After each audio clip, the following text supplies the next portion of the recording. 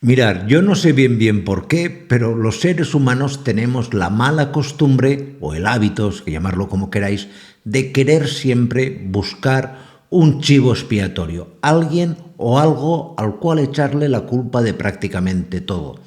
Y en esto del cambio climático se les ha ocurrido a unos señoritos decir que buena parte del cambio climático está producido por las ventosidades de las vacas.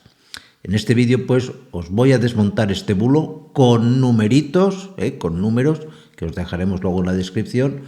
Os explicaré también las fáciles soluciones que tiene el solucionar este tema de las vacas pedorras, porque la solución es tremendamente fácil, se puede implementar como ya se está haciendo en muchos sitios y yo no sé por qué bien no se acaba de decir claramente las diferentes soluciones que se le puede dar a este tema. Y en tercer lugar, ya será el último apartado, os voy a hablar un poquito de esto del cambio climático cambiático y cambiático climático, llamarlo como queráis. Yo evidentemente ni de coña soy un especialista en climatología, ya tengo bastante con lo mío, pero sí que lees y analizas cosas que te llaman mucho la atención. Y me llama mucho la atención, por ejemplo, las reconocidas como auténticas fuentes peligrosísimas del cambio climático sobre las cuales nadie está hablando. Nadie está hablando, por ejemplo, de los incendios zombies, del problema del Tonga, problemas que ya se ha avanzado y que nadie tiene ningún inconveniente en reconocer que a día de hoy nos están alterando la climatología. Bueno, empecemos hablando de nuestras amigas las vacas pedorras, las vacas que se tiran pedos y tal, y esto contamina, etcétera, etcétera. De entrada os tengo que decir que las vacas, la fuente de contaminación de metano, que es el gas que producen las vacas, no son los pedos, son los eruptos. Es decir, ya por ahí ya no empezamos muy bien, es decir, ya equivocamos la puerta de salida. Pero bueno, quitado de eso, que es un tema, si queréis, anecdótico, sí que es cierto, completamente cierto, que las vacas producen metano. Las vacas tienen 4 estómagos y el estómago más grande, la panza o rumen, es un reactor, en la práctica, un digestor o fermentador de fibra. La fibra que el animal come de forma habitual es atacada por ciertas bacterias que producen gas. Entre los gases que produce, lógicamente, está el metano. El metano es un gas lógicamente contaminante, muy contaminante. Esto no lo vamos a negar. Yo esto, que quede claro, no lo estoy negando. Pero digo dos cosas. En primer lugar, la tasa que nos dice la FAO y compañía, nuestros amigos de la agenda esta benditrinca, de que la fuente de contaminación por metano de la vaca supone hablan entre el 16-15% del volumen total de contaminación por CO2 a nivel planetario, es completamente mentira. Y, en segundo lugar, mucha gente luego se olvida en decir que el metano solo tiene una prevalencia de un poco más de 10 años, a diferencia del CO2, que sí que está presente o que puede permanecer en el ambiente durante varios miles de años. Además, los pastos, en los cuales por lo general las vacas pastan, pues tienen esa capacidad de absorber este exceso de gas, con lo cual, pues bueno, aquí ya de entrada pues no estoy muy de acuerdo. Vayamos un poco a los números para que veáis un poco la magnitud de la mentira que nos están queriendo vender a la mayoría. Mirad, en el mundo hay pues aproximadamente unos 1.500 millones de vacas. Desde vacas de producción, vacas sagradas, vacas de compañía, 1.500 millones. ¿Son muchas? ¿Son pocas? Son las que son. Son las que son. Yo ahí ni entro ni salgo, me da francamente igual.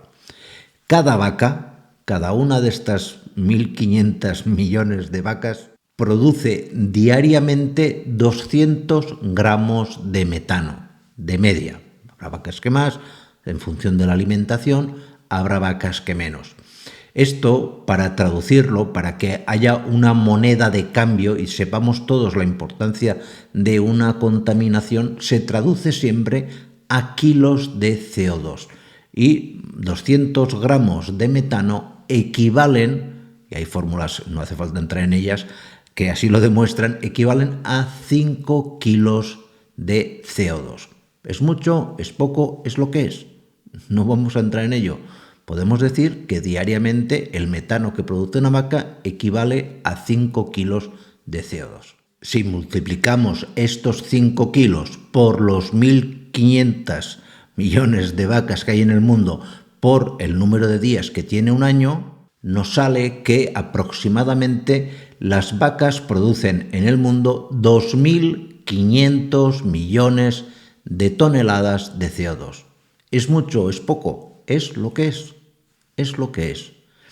Y esto nos vienen a decir los señoritos de la FAO y la OMS que es el 10 y no sé cuánto, el 16, 18%, lo veis en todos los periódicos, ponen el 18%, no, mentira. Esta cantidad, que es mucho, yo no digo que sea poco, yo digo que es mucho, equivale solo, estos 2.500 millones de toneladas de CO2, al 5% de la producción total de CO2 a nivel mundial, que está estimada en 50.000 millones de toneladas. En algunos estudios veréis que en vez del 5 es el 10, porque te añaden las emisiones de CO2 del transporte, etcétera, etcétera. Eso es lo de aquel. Eso es un tema secundario. Eso, que pongan los camiones eléctricos, ya que están dando tanta ayuda para eso, y será menos. Yo me tengo que preocupar como veterinario de verdad a lo que podemos achacar a la vaca. Y a la vaca se le puede achacar el 5% tan solo de la producción total de un gas contaminante como es el CO2. Porque diréis, ¿y por qué no cuentas el transporte y tal y cual? Pues por la misma magnitud, por la misma razón que estos señores no cuentan el efecto beneficioso que tienen los pastos a la hora de absorber CO2. Si ellos no cuentan A, yo tampoco voy a contar B. Me parece que es lógico y comprensible por cualquiera. Dicho esto, y ahora viene la segunda parte. Me extraña muchísimo, pero muchísimo, que no se pongan en práctica de forma generalizada prácticas ganaderas muy sencillas, tremendamente sencillas, para evitar esta contaminación. En primer lugar, cambios en la alimentación. Se puede cambiar muy fácilmente. Ya sé que tiene un sobrecoste, pero oye, todo cuesta. Si luego se permite que se nos exija a nosotros el cambio en la alimentación y a los demás también, a los que vienen de fuera, yo no tengo ningún problema. El cambio supondría cambiar el ensilado por ensilado de hierba por ensilado de maíz, tan sencillo como esto. Básicamente con esto se pretende que las bacterias responsables de la fermentación no proliferen tanto. En segundo lugar, está la selección genética. Se ha visto que hay razas de vacas y dentro de las razas de vacas diferentes tipos de ecotipos de vaca. Por ejemplo, dentro de la vaca frisona no es lo mismo la frisona sueca o inglesa o irlandesa que la frisona que tenemos aquí en España, que producen más gas. Entonces se trata de seleccionar aquellos animales que genéticamente no tienen tanta cantidad de este tipo de bacteria. En tercer lugar, se están diseñando vacunas. Ya sé que la gente cuando oye la palabra vacuna, si algún día queréis que os cuente la verdadera historia de alguna de las vacunas que hay por ahí danzando de alguna enfermedad innombrable aquí en la plataforma, os lo quedaremos y lo hablaremos. Pero bueno, que me voy por las ramas. A lo que voy. Es tremendamente sencillo. Es un tratamiento que, inoculando al animal la vacuna, pues esa bacteria no prolifera. Igual que la vacuna de la gripe, de la tosferina, etcétera, etcétera. Con lo cual es una solución más. ¿Qué más podemos hacer? Por ejemplo, hay alimentación a base de alga roja, una alga que crece en determinados países del Golfo, que les tocaría la lotería con este tema, que se ha visto que reducen en total un 80% la producción de metano. Empezando, el cambio de ensilado de hierba a ensilado de maíz viene a reducir un 10%. El cambio en la genética y el uso de posibles vacunas frente a estas bacterias que provocan la proliferación se estima que puede alcanzar el 20%. Y si además añadimos alga roja, que se llama así, como podéis mirar, alga roja para el vacuno, pues estaríamos reduciendo brutalmente, llegaríamos a tasas de reducción cercanas al 100%. Con todo esto, pues a mí el problema que tiene la gente con las vacas me parece más un tema de cuernos, no sé por qué, que otro tema. Porque, y aquí va la última parte, vuelvo a decir, yo no soy ni meteorólogo y seguramente cualquiera de vosotros seguramente sabe más que yo de esto del medio ambiente y del cambio del clima y tal y cual. Pero hay una cosa que es obvia, el ser humano siempre ha influenciado en el medio ambiente, siempre, de toda la vida. De hecho, hace unos años se encontró en el hielo de Groenlandia, eso que hacen unas catas, hay una línea homogénea de color negruzco que coincide históricamente con el incendio de Roma. Es decir, vosotros imaginaros que ya desde aquella época el polvo de aquel incendio se llegó a depositar en Groenlandia. Pero a mí hay algo que especialmente, pues un poco, dices, ¿y por qué de esto no se habla? ¿Y por qué no se explica un poco más? Por ejemplo, nadie está hablando de los incendios zombies. Estos sí que son auténticas fuentes de producción de CO2. Los incendios zombies son estos incendios que se están dando en pleno invierno, tanto en Canadá como en Rusia, porque arde la turba que hay en el suelo. Digamos que todo por debajo de los países que están cercanos al círculo polar, en el permafrost hay mucha turba. Y esta turba, pues en el caso de Canadá, están ardiendo, se calcula 18 millones de hectáreas. Es decir, esto es un auténtico disparate, una barbaridad. En el caso de Rusia no tenemos datos porque Rusia para esto es muy suya y no comparte mucha información. Pero esto de los incendios zombies es algo que claramente se ve que es un problema serio.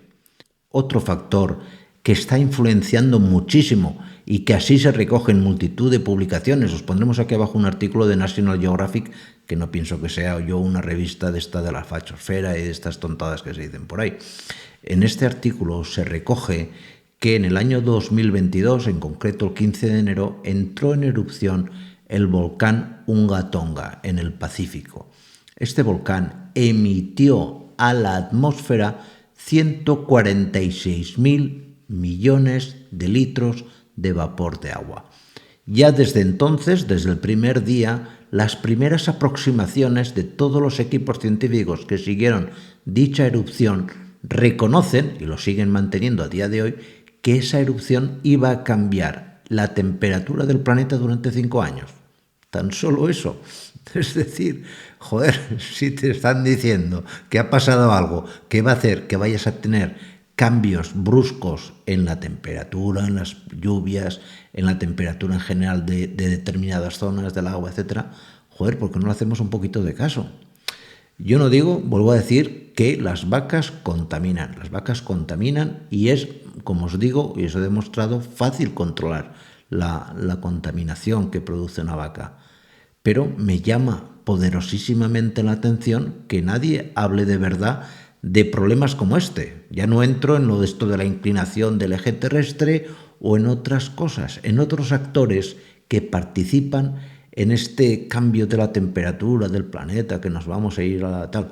Me da la impresión de que hay personas que quieren generar miedo, un miedo gratuito, y las causas por las cuales están intentando generar este pánico entre la población, pues lógicamente no me parecen de entrada éticas, pero al mismo tiempo muy despreciables. ¿Por qué se hace esto? No lo sé.